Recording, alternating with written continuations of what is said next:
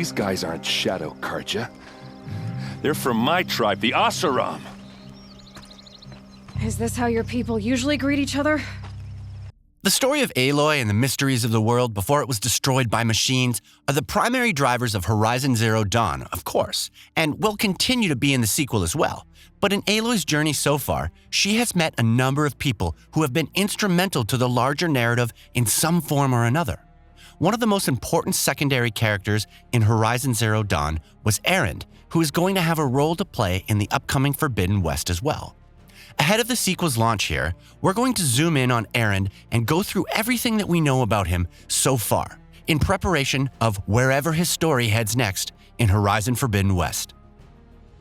To understand Erend's story, we first need to cover some important background information on the Oseram, his tribe. When Erend and his elder sister Ursa were still children, the Karja, still ruling Meridian under the Mad King Erend, used to often raid the lands of Oseram, killing large numbers of their tribes. One such raid saw Ursa being captured and enslaved, and only managing to escape and make it back home with the help of the Karja prince Avid, who didn't see eye to eye with his father's actions. Following that, Ursa and Erend aligned themselves with the Oseram resistance warlord Dervahl in hopes of fighting back against the Karja, which, for a while, they did. But as Dervahl's ways became more fueled by anger and bloodlust, the siblings, realizing what the warlord had turned into, left his alliance and went off on their own. It was around this time that the Karja prince Avid reached out to Oseram and proposed to form an alliance. Together, the two tribes stormed to the Karja's capital city, Meridian, a battle that Erend and Ursa also fought in.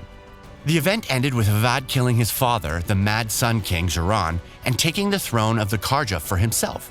While a faction of the Karja did splinter off and run to the loyalists of the Mad King's reign in Sunfall, thus forming the Shadow Karja, which in turn also led to the formation of the Eclipse.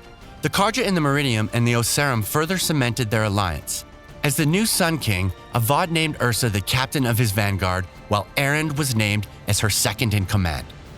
About 2 years from this point is where Horizon Zero Dawn's events kick off. Erend travels with a retinue of Oseram and Karja from Meridian to the Nora tribe on what's essentially a diplomatic outreach mission. Also part of this mission is a man named Olin, a friend of Erend's who's serving as a forward scout for the group. It's during this trip to the land of Nora that Erend first meets Aloy and witnesses the proving ceremony. Of course, during this ceremony, the Nora are attacked by the Shadow Karja, following which Erend and his retinue are escorted back to Meridian by the Nora. Not long after his arrival, though, Erend received some bad news. He's informed that while he was away, Ursa and the unit of the Vanguard with her were killed in an ambush. As such, Erend has been made the new captain of the Vanguard, though, understandably, he doesn't take the news of his sister very well. Struggling to cope with her loss while also ensuring that he can shoulder his new responsibilities, Erend begins to collapse. Around this time, however, Aloy arrives at Meridian in search of the answers on her own journey. She informs Erend Olin's involvement in the attack on Nora, following which he agrees to help her investigate his dwelling. There, as Erend sees Aloy using her focus, he comes to realize the full extent of what the device is capable of and allows her to do. He asks her to use the focus and help him find his sister's killers, and she agrees. Heading to the site where Ursa and her unit were ambushed, Aloy discovers some startling things. For starters, Ursa and those with her weren't killed where it was claimed. Meanwhile, Aloy and Erend are also attacked at the site by assailants, and though they fend off the attack, they discover later that the attackers weren't Shadow Karja, but Oseram. Putting the pieces together and finding more evidence, Aloy figures out that Ursa and her unit were ambushed at a different location, and by Oseram attackers, rather than the Shadow Karja, and that they'd used some sort of weapon that uses sound. Crucially, Aloy also learns that this unit was used to incapacitate Ursa and the soldiers with her, not kill them, which means there's a chance she could still be alive. With this information, Erend heads back to the Meridian to investigate Ursa's body, and upon finding out that the corpse isn't his sister's, he heads with Aloy to Avad and tell him everything they've discovered.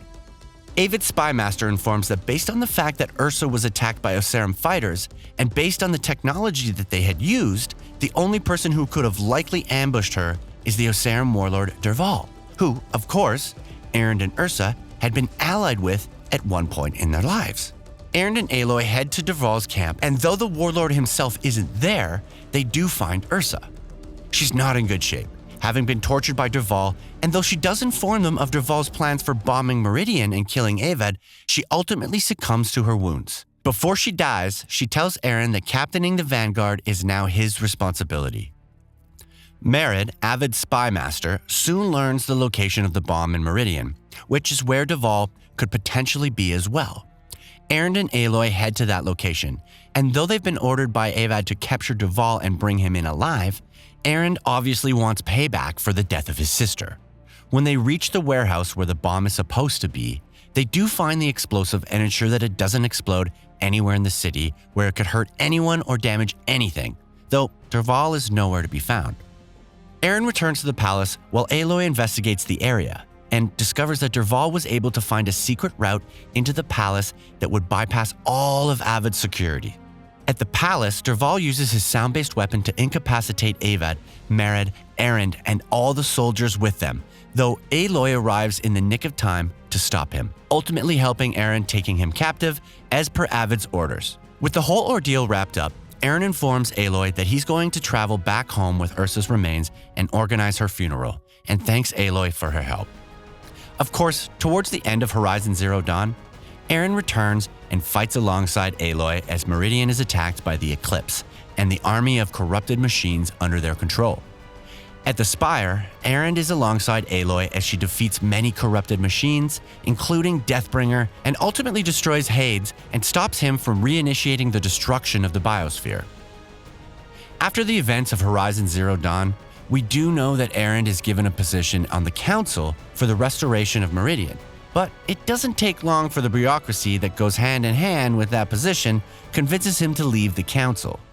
In Horizon Forbidden West, which takes place several months after the events of the first game, we do know that Erend, Varl, and Aloy depart for their titular Forbidden West together, and that Erend is helping Aloy with whatever her goal is in the game. It remains to be seen what the full extent of his involvement in the story will be, and how pivotal a part he's going to play in the game, but it does seem like Erend is once again going to be an important ally for Aloy. And that brings us to the end of this video. A quick request before we conclude: we upload new videos every single day, and if you like what we're doing, please consider subscribing. It really helps us out. Also, don't forget to enable all your notifications by clicking the bell icon so that you can receive daily video updates. Thanks for watching.